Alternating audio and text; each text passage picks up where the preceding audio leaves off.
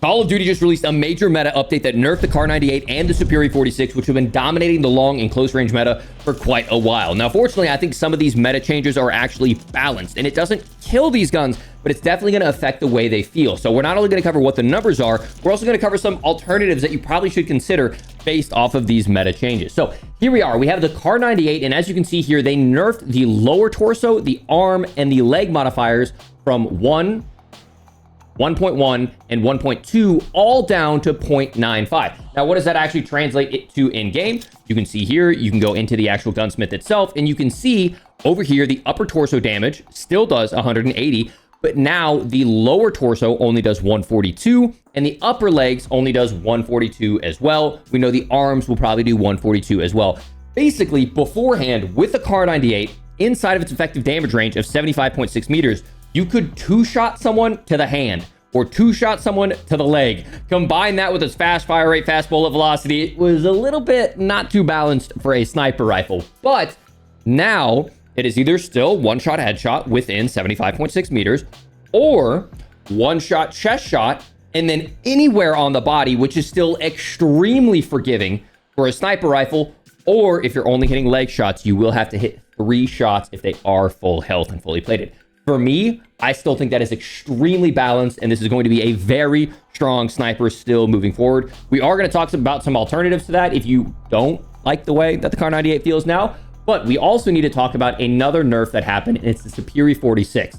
This one you might feel a little bit as well. They have nerfed the lower torso damage modifier down to 1.1 from 1.3, and the lower arm and hand modifier down from 1.3 down to 1.1. Exact same thing here, where you're going to have to be more accurate with your hit location.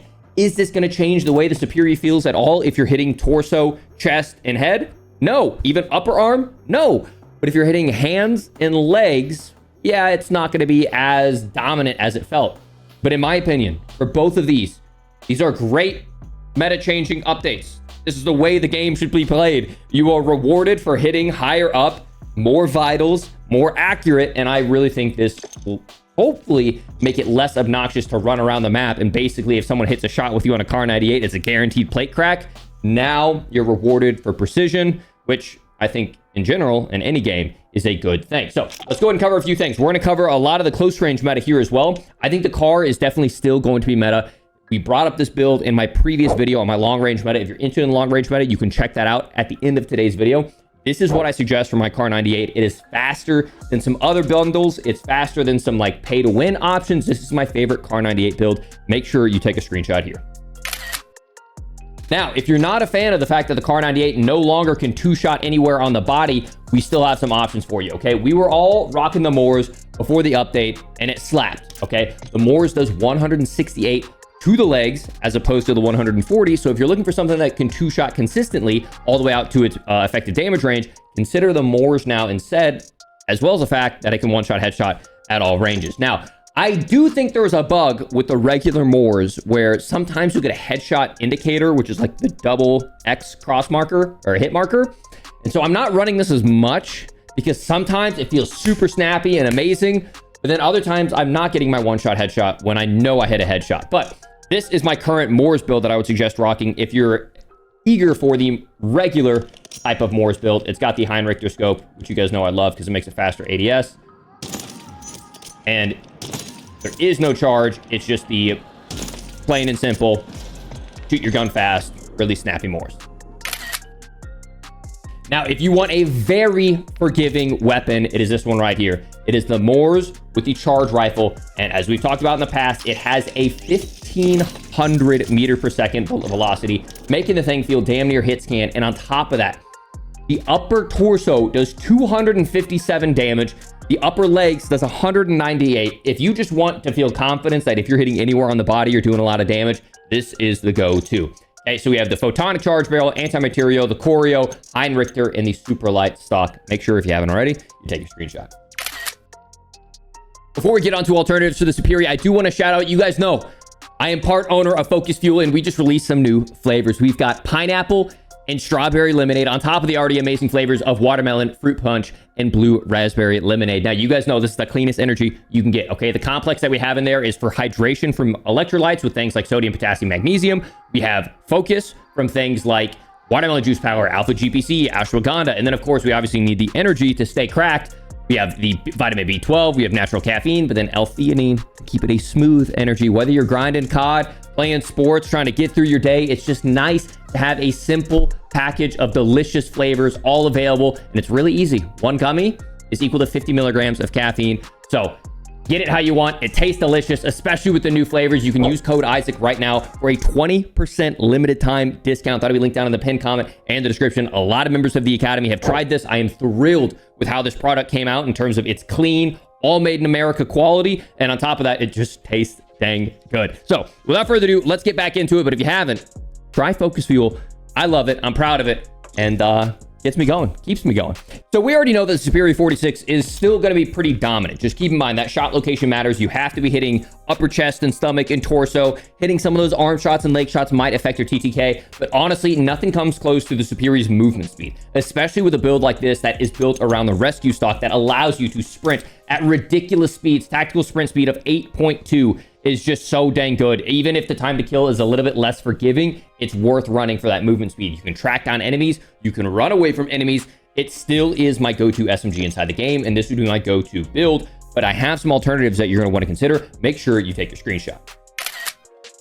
Now, with the Superi being as good as it is, we also need to consider running it as a sniper support, but I've made some changes specifically to this that make the gun look a little bit longer, and you might be like, oh my gosh, Isaac, this is too cumbersome. No, okay. It still has a 119 millisecond sprint to fire, and it still has a 250 ADS, and that is plenty worth it. But on top of that, it now has a 711 meter per second bullet velocity as opposed to only 500 from the traditional Superi build. And on top of that, it also is significantly more controllable for those long range engagements. So here we have, see this like left, right, left, right, left, right, left, right, left, right, left, right, left, right. That's the standard Superi recoil. Here is my Superi build with the sonic suppressor on it, which on top of the additional bullet velocity also gives us extended damage range.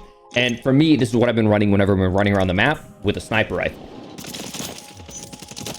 You can see here, you don't get that side-to-side horizontal shake. Now, if you wanted to, instead of the sonic suppressor, you could rock a Zim. But in my opinion, we want that additional bullet velocity and damage range. And this is what I've been running as my sniper support, especially when I'm running with a heavy sniper where I need that additional kind of mid-range capability. I'm still confident to quick scope with the Kar 98. So Kar 98, I'll probably still run my speed Superi. With this, I'll still run the speed stock. But if I'm running with a long-range sniper, I need a little bit more mid-range recoil control and bullet velocity. So this would be my mid-range sniper support Superi 46.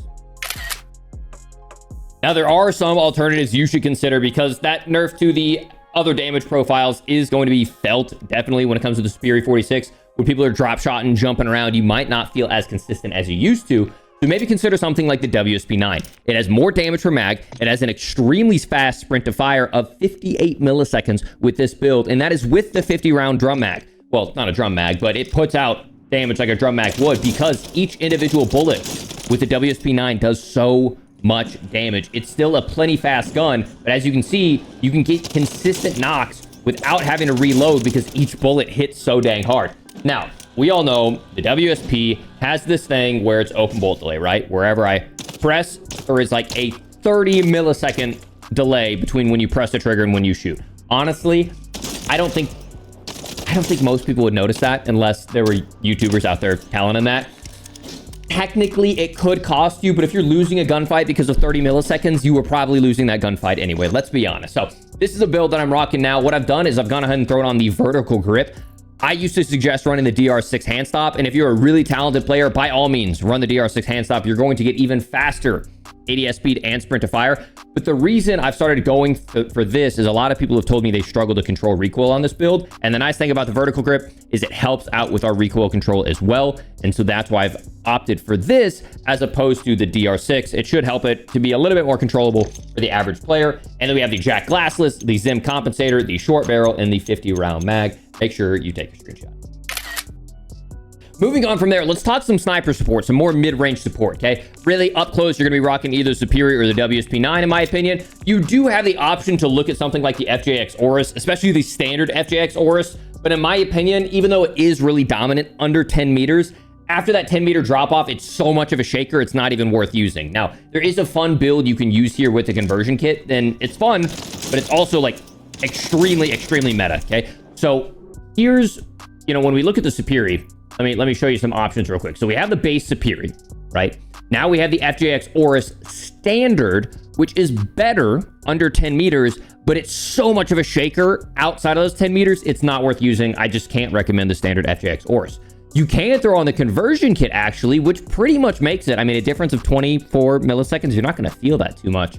A pretty dang good comparison compared to the Superi. And as you'll see here, it shoots very straight. Now, is it going to have the movement speed of the Superi? No. Is it going to have the sprint to fire of the Superi? Absolutely not. So in my opinion, I would not necessarily run this over the Superi, but if you like the fact, also, that sprint to fire, 138 milliseconds.